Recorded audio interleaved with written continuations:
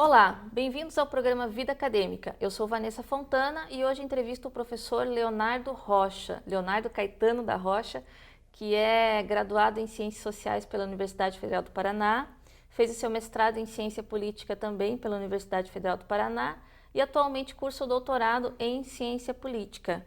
Olá, Leonardo, bem-vindo ao programa Vida Acadêmica. É um prazer recebê-lo aqui. Olá, Vanessa. Prazer é meu. Agradeço muito pelo convite. Vamos conversar um pouco. Então, a ideia do programa é discutir um pouco da sua trajetória acadêmica, né? O que te levou a fazer o curso de Ciências Sociais e depois entrar no conteúdo que você produziu durante sua graduação, mestrado e agora qual a sua proposta de tese no doutorado. Então, Leonardo, o que te levou para o curso de Ciências Sociais? Olha, eu não tenho exatamente, né, um motivo, pelo menos no meu caso, um motivo que me levou a fazer ciências sociais, assim, né? Eu sempre gostei de buscar entender de uma forma mais precisa as relações sociais, né? Isso acho que despertou durante o meu ensino médio, lá quando eu fiz no Cefet, o Cefet, atual Universidade Tecnológica, e talvez também, né, um pouco de, não completude com relação aos estudos mais tecnológicos que eu tive contato lá. Eu fui buscar uma perspectiva um pouco diferente. Mais humana e, né, enfim, tive aulas de sociologia Isso lá. eu ia te perguntar, porque o Cefet normalmente, em relação às outras escolas públicas, sempre foi uma escola técnica, mas que ela tinha esse contraponto, que é o ensino de sociologia e de filosofia. Exatamente. Mesmo não sendo obrigatório ainda, né? Porque a obrigatoriedade voltou a ser em 2010. Foi 2010. Eu tive matéria de sociologia, claro que foi um ano só. Gostei, me interessei e resolvi cursar Ciências Sociais. Aliás, outros colegas também fizeram Ciências Sociais, apesar da maioria ir para a engenharia, né? Às vezes até para o direito, mas outros colegas lá do Cefet resolveram fazer Ciências Sociais, né? Então foi esse gosto maior por entender as relações sociais de uma forma mais efetiva, talvez, que me levou a fazer Ciências Sociais, né? E lá dentro das Ciências Sociais a gente foi observando as 3 ciências que contemplam o curso de graduação aqui. E aí, tendo esse contato maior, a gente foi se direcionando, né? E lá no Cefet, quem que foi teu professora? Foi a Malu. Eu não me lembro exatamente o nome dela completo, mas é uma professora que deu aula há muitos anos lá no Cefet. Em geral, sempre o Cefet teve bons professores porque era o pessoal que estava ou cursando mestrado ou doutorado na Federal que ia dar aula no Cefet. Então, assim, o nível das aulas no Cefet, pelo menos até onde eu sei, sempre foram de excelência. Sem dúvida. Eu me lembro muito além de, né, não exatamente de sociologia, mas eu me lembro do professor Gastão, que é um professor conhecido aqui, que é professor de História, que é professor no Dom Bosco também, inclusive foi meu professor. E então eu gostava muito das aulas dele também, né? E a proximidade entre as duas áreas talvez também tenha ajudado, né, nesse processo de escolha. Joia. Então você fez o vestibular, passou em Ciências Sociais e daí ao longo da trajetória, para quem não é da área, Ciências Sociais é formada por 3 áreas, Antropologia, Ciência Política e Sociologia. Então, até aqui os 3 autores que, brincando, a gente chama dos 3 porquinhos, né? Isso, exatamente. Eu trouxe até, você comentou, né, sobre obras que marcaram, e eu acho que para o curso de Ciências Sociais, esses 3 autores aí são né, formam a base, apesar de ter outros autores tão importantes quanto eles, né, mas eles formam a base, inclusive na própria... Que são? O Weber, né, o Max Weber, o Karl Marx e o Emile Durkheim. Inclusive eles são, né, os autores abordados no próprio ensino médio, de uma forma mais geral. E a gente, dentro da graduação, tem um contato inicial, né, na disciplina de Sociologia, pelo menos aqui na Universidade Federal, com esses 3 autores. A gente faz um semestre de cada um. E, né, sem dúvida, eles dão uma base muito interessante, dependente de qual das 3 ciências nós vamos seguir, né? Como você falou, hoje em dia ainda a gente tem essas 3 áreas conjuntas no curso de graduação, o que é muito bom por um lado, mas às vezes tem certos problemas por outro, eu acho, né? Porque é bom porque dá uma formação geral para você, né? Você tem o contato com as 3 áreas, te dá uma formação geral e auxilia muito no entendimento, enfim, das relações sociais como um todo, dependendo da abordagem que você vai ter. Um contexto mais amplo. Né? Isso. Agora, por outro lado, você deixa de ter uma formação de base mais, assim, efetiva em determinada área. Então, hoje em dia, a tendência é que essas áreas estejam se separando, né? Na própria federal, ali você já tem o departamento próprio de antropologia, A pós-graduação já é separado, você tem um mestrado, doutorado em antropologia, sociologia e ciência política. Não sei se tem o doutorado, não me lembro em antropologia. Ainda não. Acho que não, né? E a graduação, ela aqui ainda é conjunta, mas há uma tendência de se separar, como já é em algumas outras universidades. Tanto aqui no Uninter nós temos um curso de bacharelado em ciência política, que inclusive eu coordenei durante 6 anos, e ele já existe há 15 anos. Certo. Quer dizer, um curso de ciência política no setor privado que é um sucesso, porque 14 anos nós estamos aí no mercado. Inclusive, muito dos nossos egressos vão para pós-graduação estrito sensu da Federal. Exatamente. Tive colegas, né, lá que vieram aqui da Uninter e, né, agora também no próprio atual programa de doutorado e no de mestrado também tem muitos alunos da Uninter estão emplacando bem.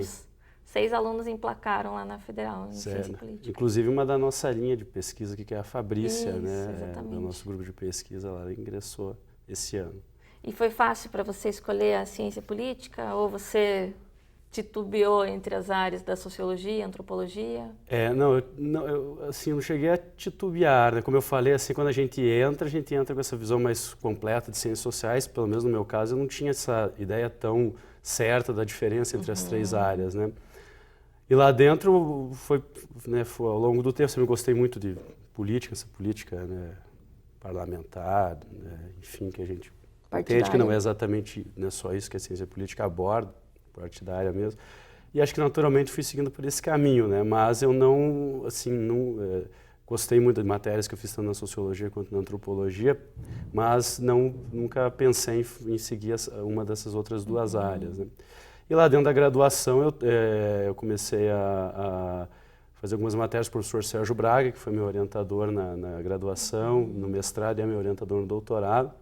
E aí comecei a fazer iniciação científica, pesquisa lá com o grupo, né, de pesquisa da universidade, que pesquisa exatamente essa relação parlamentar e também comunicação. Como é que é o nome do grupo de pesquisa? É o grupo de estudos de instituições até me fugiu aqui, o GEIST, Grupo de Instituições e Pesquisa, né, e Comunicação. E daí tem um recorte que trabalha mais a área da comunicação, dentro desse grupo de pesquisa. Sem dúvida. Quando eu entrei lá, a gente começou a fazer um programa, desenvolver uma pesquisa que era um monitoramento da atividade parlamentar. Então a gente monitorava, tudo bem, né, ali era mais legislativo, mas a gente monitorava a partir de notícias que eram vinculadas na mídia, e a gente alimentava um site que chamava Vigilantes da Democracia.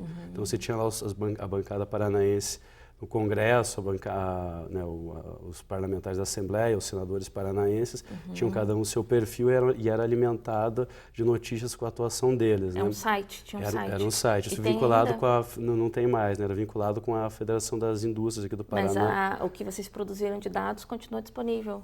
Continua disponível. Não sei se o site está no ar ainda, né? Mas tem um banco de dados que ainda deve estar colocado lá, apesar de que a gente passou a pesquisar, né? Veja bem, naquela época a gente pesquisava mais notícias, hoje em dia a gente pesquisa mais a atuação dos parlamentares através das suas ferramentas de comunicação digital. E né? por que o recorte de pegar o que foi veiculado na imprensa? É porque era uma forma de você monitorar a atividade do parlamentar. Né? Isso interessava a Federação das Indústrias. Porque algumas coisas emplacam e outras não. Certo. Né? Então vocês iam naquelas questões que emplacavam, que a mídia aceitava e reproduzia como informação. Mais ou menos a gente fazia um filtro do que tinha sido vinculado sobre o parlamentar e a partir disso a gente produzia um relatório. Né? Então a gente ia através dessa, claro que tem outras maneiras de você monitorar, né? Nosso próprio grupo tinha atividades participavam das sessões na Assembleia e tudo mais, então tinham uma perspectiva mais ampla da atividade do grupo. E agora o recorte é olhar o perfil do parlamentar e a atuação dele nas redes, né? Claro que o grupo, ele tem, cada um aborda de uma maneira. Vai colocando o seu mas hoje a gente trata disso, basicamente, né? No meu caso, eu pesquiso mais partidos, tá? E foi uma linha que o professor Sérgio me sugeriu lá na graduação ainda, E eu me interessei muito, fiz minha monografia pesquisando. Qual que é o tema da monografia? A monografia foi como as juventudes partidárias do Paraná atuavam na internet. Naquele tempo, websites, né, redes sociais, claro que já eram importantes, mas, por exemplo, o Facebook não tinha o mesmo alcance que tem hoje. Então a gente pesquisou. Qual que é o recorte, qual que é o tempo de pesquisa da monografia? Da monografia foi do ano de 2011, né? Acho que foi eu pesquisei ele, na verdade, a nossa pesquisa não foi temporal, a gente não levou em consideração, né, a variável tempo. A gente pesquisou exatamente quais ferramentas eram utilizadas nos websites das juventudes partidárias do Paraná e em comparação com, com os partidos. Então a gente comparava, fazia essa abordagem da relação entre a instância partidária e a instância superior, que é o partido.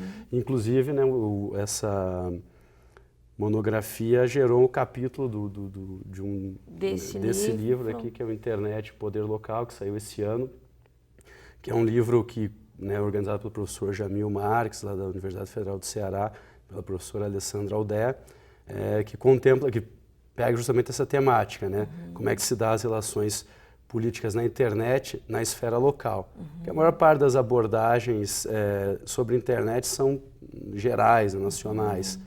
Então essa abordagem mais local tem se tornado importante à medida que a internet passa a ser utilizada também, né, nessa esfera mais local, claro que em menor escala.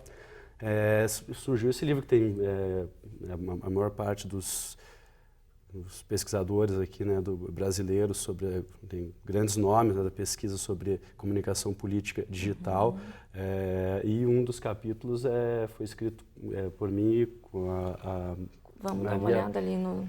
Alejandra Nicolás, que é professora da UNILA, né, e foi embasado nessa minha monografia aí. Então, Internet Poder Local, aí tem um capítulo do professor Leonardo. Eu vi que tem um capítulo do Emerson também. Tem um capítulo do professor Emerson, tem um capítulo do professor Sérgio Braga também, e outros pesquisadores, professor Wilson Gomes, o professor Jamil, professor Cláudio Penteado, né, enfim, professora Alessandra Aldé. E essa pesquisa que você publicou aqui é da sua monografia? Monografia, ainda lá na época da graduação. Legal, para quem quiser conhecer mais o trabalho do Leonardo, é Juventudes Partidárias e Internet, repertórios de ação política nos websites das Juventudes Partidárias do Paraná. E isso é muito legal, Leonardo, porque daí você começa a entender, né, como funciona isso aqui, no estado do Paraná, daí alguém vai pesquisar Santa Catarina, e as ferramentas de tecnologia e o impacto que elas têm na política, elas cada vez têm mais chamado a atenção. Até porque ontem eu estava ouvindo uma notícia na televisão de que as pessoas elas se dedicam ao Facebook 80% do tempo durante a semana no Facebook. Então, quer dizer assim, naquele período tinha um determinado uso do Facebook, hoje... Tem um uso bastante mais diferente, muito mais intenso. Então, eles mostraram ali os picos. Então, o pico vai de terça-feira até sexta-feira. E em pesquisas anteriores mostrava que o uso do Facebook era maior no final de semana, quando a pessoa estava em casa. E hoje você vê que com o smartphone, essas coisas... Modificou a lógica. Exatamente. No campo da política, na internet, ela num primeiro momento, primeiro ela despertou, né, a curiosidade, faziam inferências, os pesquisadores na década de 90 até 2000 principalmente, sobre como se iria utilizar a internet, né? E hoje em dia a gente já tem os nossos estudos tais como esse aí, que já demonstram como ela está sendo utilizada pelos partidos. Então a ideia era qual seria o impacto da internet, né, e tinha os pessimistas, os otimistas, que achavam que a democracia poderia ser radicalizada, e os que achavam que ela apenas, né, entraria na lógica já política existente. Hoje em dia a gente tem os estudos empíricos que nos permitem ver quem que estava mais ou menos certo, né? Outras aferições. Certo. Professor, nós vamos para um breve intervalo e já voltamos com o programa Vida Acadêmica.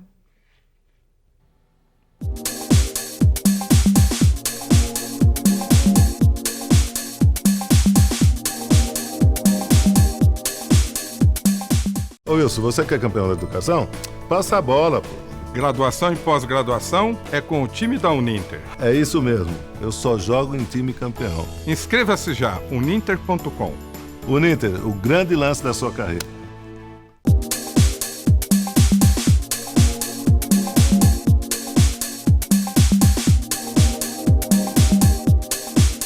Voltamos com o programa Vida Acadêmica, hoje entrevistando o professor Leonardo Rocha. Professor, a gente terminou o primeiro bloco falando da questão da internet, né, a mudança do foco das pesquisas, e aí vamos entrar aqui no seu mestrado.